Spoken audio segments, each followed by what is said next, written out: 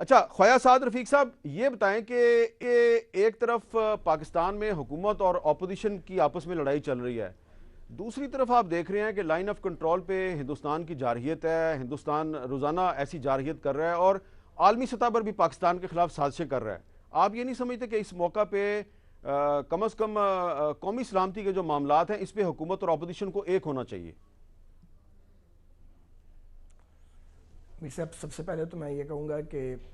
تتا پانی میں جو مسجد پہ گولہ باری کی ہے انڈین آرمی نے، یا ایک روز پہلے انہوں نے لائن آف کنٹرول پہ فائرنگ کر کے افواج پاکستان کے 2 جوان شہید کیے ہیں، یا یہ جو ایل او سی پہ عموماً گولہ باری کر کے معصوم شہریوں کو نشانہ بناتے ہیں، یہ وحشیانہ فعل ہے بھارتی فوج کا۔ اور انڈین آرمی جو ہے وہ ہیومن رائٹس وائلیشن میں ویسے بھی بدنام ہے،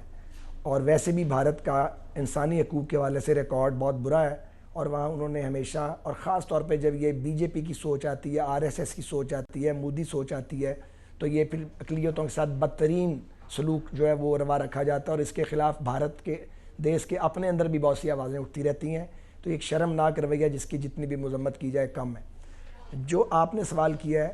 میر صاحب، یہ صرف انڈین تھریٹ تو نہیں ہے، پاکستان میں تو بہت سے مہربان جو ممالک ہیں ان کی اپنی اپنی سٹیکس ہیں، اور یہ بات تو سب کو پتہ ہے، اور جو زیادہ باخبر ہیں ان کو بہت پتہ ہے۔ تو جب یہ بات سب کو پتہ ہوتی ہے کہ قومی مفاد اس میں ہے کہ ہم ایک دوسرے کے گریبان نہ پھاڑیں اور ایک دوسرے کی بے عزتیاں نہ کریں اور تذلیل نہ کریں اور مینڈیٹ چھیننے کی کوشش نہ کریں، تو پھر اس کا خیال کیوں نہیں کیا جاتا؟ یہ کیا ذمہ داری جو ہے یہ صرف اپوزیشن کی ہے یا سبوں کی ہے اور سب سٹیک ہولڈرز کی ہے؟ باقی سٹیک ہولڈر نے تو اپنی ذمہ داری میرا خیال ہے پوری نہیں کی۔ جو ہمارے ساتھ 2014 سے ہو رہا ہے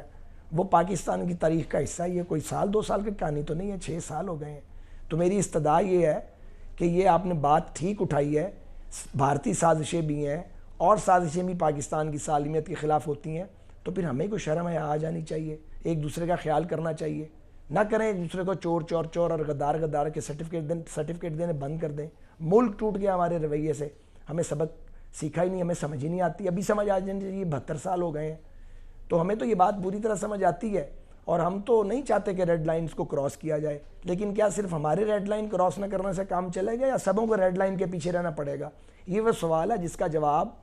تمام سیاسی جماعتوں میں اور تمام اداروں میں جو دانائی والے لوگ ہیں، جو سینئر ایلیمنٹ ہے، اس کو تلاش کرنا چاہیے اور اپنی اپنی اناؤں کی جنگ سے باہر آنا چاہیے۔ لیکن اگر اختیار اور اقتدار کی لڑائی جاری رہے گی تو پھر لوزر بدقسمتی سے اور خاکم بدہن پاکستان ہوگا۔ اس حد تک تو میں آپ سے پوری طرح اتفاق کرتا ہوں۔ ایک بات آپ بار بار کر رہے ہیں، لاہور کے جلسوں میں اور ریلیوں میں آپ نے پرسوں بھی کی، کل بھی کی، آج بھی کی، آپ کہہ رہے ہیں کہ پنجاب کی پگ کو جو داغ لگا ہوا ہے تو وہ پنجاب کے لوگ اور خاص طور پہ لاہور کے لوگ اس داغ کو مٹائیں، اور وہ بات جو حبیب جالب صاحب کہتے تھے کہ جاگ میرے پنجاب کہ پاکستان گیا، وہ بات آپ نے بھی کرنی شروع کر دی ہے۔ یہ کیا چکر ہے؟ یہ بات حبیب جالب والی بات آپ نے کیوں کرنی شروع کر دی ہے؟ میر صاحب، یہ بات آپ مجھے دہائیوں سے جانتے ہیں، میں پہلے اس طرح نہیں کبھی کیا کرتا تھا، میں ایک قومی سوچ رکھنے والا سیاسی کارکن ہوں، لیکن 1.5 سال جب میں جیل میں تھا، جیلوں میں بھی بہت بار گیا ہوں، 13ویں 14ویں جیل تھی، تو مجھے اس بار بڑی لمبی جیل تھی، بہت سوچنے کا موقع ملا، اور میں اس نتیجے پہ پہنچ چکا ہوں بطور ایک سیاسی کارکن کے 4 دہائیوں سے اوپر میری جدوجہد ہو گئی۔ والد صاحب اور والدہ کا کردار اپنی جگہ، صرف میں اپنی بات اس وقت کر رہا ہوں اور اپنے بھائی کی۔ مجھے یہ بات سمجھ آ گئی ہے کہ اگر بڑے بھائی نے بڑے بھائی کا رول پلے نہ کیا اور اگر پنجاب نے آئینی حقوق پر آواز بلند نہ کی تو ملک میں کسی کو بھی آئینی حقوق نہیں ملیں گے۔ بہت مار پڑی ہے بلوچوں کو بھی، پشتونوں کو بھی، سندھیوں کو بھی، پنجابیوں کو بھی پڑی ہے، مگر جتنا بڑا ہمارا سائز ہے اتنی بڑی جدوجہد شاید ہم نہیں کر پائے۔ پنجاب کو 20 آ گیا ہے، اب یہ 1960 نہیں ہے،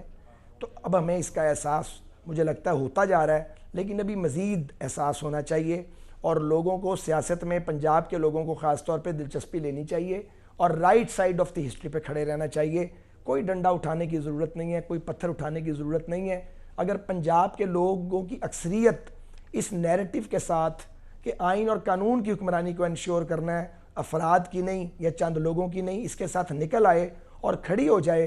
تو آپ دیکھیے گا پاکستان کی تقدیر بدل جائے گی۔ اس لیے پنجابیوں کو اور پنجاب کے دھڑکتے دل لاہوریوں کو باہر نکل کے یہ آواز بلند کرنی ہے۔